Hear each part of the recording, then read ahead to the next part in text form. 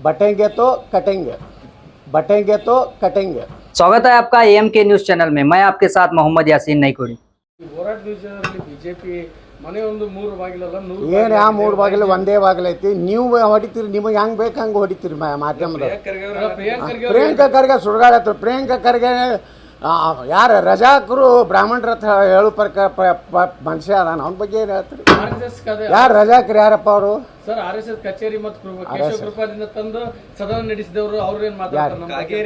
ಕಾಗೇರಿ ಅವರು ಸ್ಪೀಕರ್ ಇದ್ದಾಗ RSS ದವರು phone ಮಾಡಿದ ಮೇಲೆ ಸದನದಿಂದ ಕೇಶವ ಕೃಪಾದಿಂದ ಆದೇಶ ಬಂದಿಂದ ಇಲ್ಲಿ ಬಿಲ್ ಇವರು ರಜಾಕರ್ ಆದೇಶ ಬಂದ್ಮ್ಯಾಗ ನಡ್ಸ್ಯಾರ. ಈಗ ರಜಾಕರ್ ಸರ್ಕಾರ ಐತಿ, ಇದು ಹಿಂದೂಗಳ ಸರ್ಕಾರ ಐತಾನ.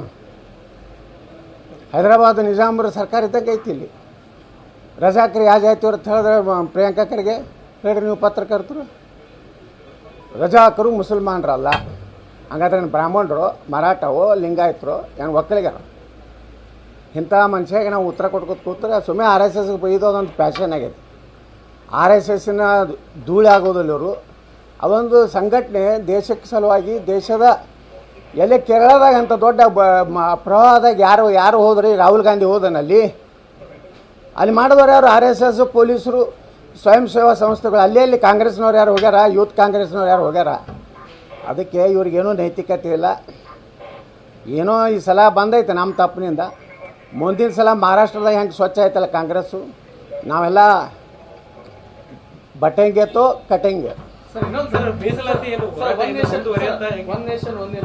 ಹಾಂ, ಮಾಡ್ತೀವಿ. ಒಂದು ದೇಶನಾಗ ಒಂದೇ ಎಲೆಕ್ಷನ್, ಇನ್ಮ್ಯಾಗ ಲೋಕಸಭಾ ವಿಧಾನಸಭಾ ಕೂಡಿ.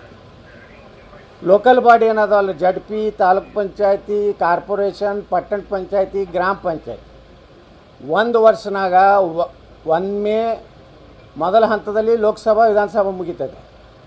ಹಗಲೆಲ್ಲ ಆ ರಾಜ್ಯ ಚುನಾವಣೆ, ಈ ರಾಜ್ಯ ಚುನಾವಣೆ ಅಂದರೆ ಏನಾಗ್ತದೆ? ನೀತಿ ಸಂಹಿತೆ ನಮ್ಮ ಅಭಿವೃದ್ಧಿಗೆ ಭಾಳ ಪೆಟ್ಟು ಬೀಳ್ತದೆ. ಒಮ್ಮೆ ದೇಶದೊಮ್ಮೆ ಚುನಾವಣೆ ಮಾಡಿಬಿಟ್ರೆ ವಿಧಾನಸಭಾ ಲೋಕಸಭಾ ಆಯ್ತಂದರೆ, ಒಂದು ವೇಳೆ ವಿಧಾನಸಭೆ ಏನಾದರೂ 1-2 ವರ್ಷ ನಂತರ ಅಲ್ಪಬಹುಮತದಿಂದ ಸರ್ಕಾರ ಬಿತ್ತಂದರೆ ಎಷ್ಟು ಅವಧಿ ಉಳಿತದೆ ಅಷ್ಟಕ್ಕೆ ಚುನಾವಣೆ ಆಗ್ತದೆ. ಉದಾಹರಣೆಗೆ 5 ವರ್ಷನಾಗ 2 ವರ್ಷಕ್ಕೆ ಒಂದು ಸರ್ಕಾರ, ಕರ್ನಾಟಕ ಸರ್ಕಾರದ ಒಂದು ಬಿತ್ತ ತಿಳ್ಕೊರಿ, ಬಹುಮತ ಸಾಬೀತಾಗಲಿಲ್ಲ, ವಿಸರ್ಜನೆ ಆಯ್ತಂದ್ರೆ 3 ವರ್ಷಕ್ಕೆ ಮಾತ್ರ ಚುನಾವಣೆ, ಮತ್ತದು ಲೋಕಸಭಾ ವಿಧಾನಸಭಾ ಚುನಾವಣೆ ಕೊಡ್ತದೆ. ಅಷ್ಟು ಚಾಲೆಂಜಸ್ ಇಲ್ಲ ಸರ್. ಹೆಂಗೆ ಯಾರು ಅಕಾಲಿಕ ಮರಣ ಹೊಂದಬಹುದು, ಅವನ್ನೆಲ್ಲ ಹೆಂಗೆ ನಿರ್ವಹಿಸ್ತೀರಿ ಸರ್? ಅಕಾಲಿಕ ಮರಣ ನೋಡ್ರಿ, ಈಗ MLC ಒಳಗೆ ಹೆಂಗೈತಿ? MLC ಟರ್ಮ್ 6 ವರ್ಷ. ಯಾವುದಾದ್ರೂ MLC 4 ಇನ್ನು 2 ವರ್ಷ ಬಾಕಿ ಇದ್ದಾಗ ಸತ್ತಂದರೆ ಆ 2 ವರ್ಷಕ್ಕಟ್ಟೆ ಇಲೆಕ್ಷನ್ ಆಗ್ತದೆ. 6 ವರ್ಷದ್ದಾಗೋದಿಲ್ಲ. ಮೊದಲೇನಿತ್ತು, ಒಂದು ರಾಜ್ಯ ಸರ್ಕಾರ ಮಧ್ಯಂತರ ಚುನಾವಣೆ ಆದ್ರೂ ಮತ್ತು ಆ ಹೊಸ ಸರ್ಕಾರಕ್ಕೆ 5 ವರ್ಷ ಇತ್ತು. ಈಗಿಲ್ಲ, ಒಂದೇ ವರ್ಷ ಉಳಿದಿದ್ರು 1 ವರ್ಷದ ಸಲುವಾಗೇ ಆಗೋದು. ಇಲ್ಲಕಂದ್ರೆ ಅದನ್ನು ತಿದ್ದುಪಡಿ ಮಾಡಿ ಮುಂದೆ ಬರೋ ಲೋಕಸಭಾದಾಗ ಆ್ಯಡ್ ಮಾಡಿ ಅದನ್ನು ಮಾಡ್ತಾರೆ. ಇದರಿಂದ ದೇಶದ ಸಂಪನ್ಮೂಲ ಉಳಿತದೆ ಮತ್ತು ಬೋಗಸ್ ವೋಟಿಂಗ್ ನಿಲ್ತದೆ. ಮಹಾರಾಷ್ಟ್ರದವ್ರು ಬಂದು ಕರ್ನಾಟಕದಾಗ ಓಟ್ ಹಾಕ್ತಾರೆ, ಕರ್ನಾಟಕದವ್ರು ಹೋಗಿ ಆಂಧ್ರದಾಗ ಓಟ್ ಹಾಕ್ತಾರೆ. ಅದು ಏನೂ ನಡೀದಿಲ್ಲ. ಒಂದೇ ದಿವಸ ಇಲೆಕ್ಷನ್ ಆದರೆ ಅಲ್ಲೇ ಓಟ್ ಹಾಕೋಬೇಕಾಗ್ತದೆ. ಆ ಬಾರ್ಡರ್ ಬಿಟ್ಟು ದಾಟಿ ಹೋಗ್ಲಿಕ್ಕಾಗೋದು. ಬೋಗಸ್ ಮತದಾನ ನಿಲ್ತದೆ, ಪಾರದರ್ಶಕವಾಗಿ ವೋಟಿಂಗ್ ಆಗ್ತದೆ. ಅದರಿಂದ ಸರಿಯಾದಂಥ ರಿಸಲ್ಟ್ ದೇಶಕ್ಕೆ ಬರ್ತದೆ. ಸರ್, ಈಗ ಮೀಸಲಾತಿ ಮುಂದೆ ಸ್ವಾಮೀಜಿ ಅವರು ಮೀಸಲಾತಿ ಕೂತು ನಾವು ಚರ್ಚೆ ಮಾಡ್ತೀವಿ, ನೋಡೋಣ. ಇನ್ನಂತೂ ಸಿದ್ದರಾಮಯ್ಯ ಬಳಿ ಹೋಗೋದು ನಮ್ಮ ಅಂದರೆ ಪ್ರತಿಭಟನೆ ಆಗಲಿ ಅವ್ರ ಮುಂದೆ ಏನು ಪ್ರತಿಭಟನೆ? ನಮ್ಮದೇ ಸಂವಿಧಾನ ಇಲ್ಲತ್ತಾರ ನಮಗೆ. ಹೆಂಗೆ ಸರ್ ಹೋರಾಟದ ಅಲ್ಲಿ ಸುಪ್ರೀಂ ಕೋರ್ಟಿಗೆ ಕಾನೂನು ಹೋರಾಟ ಮಾಡ್ತೀವಿ.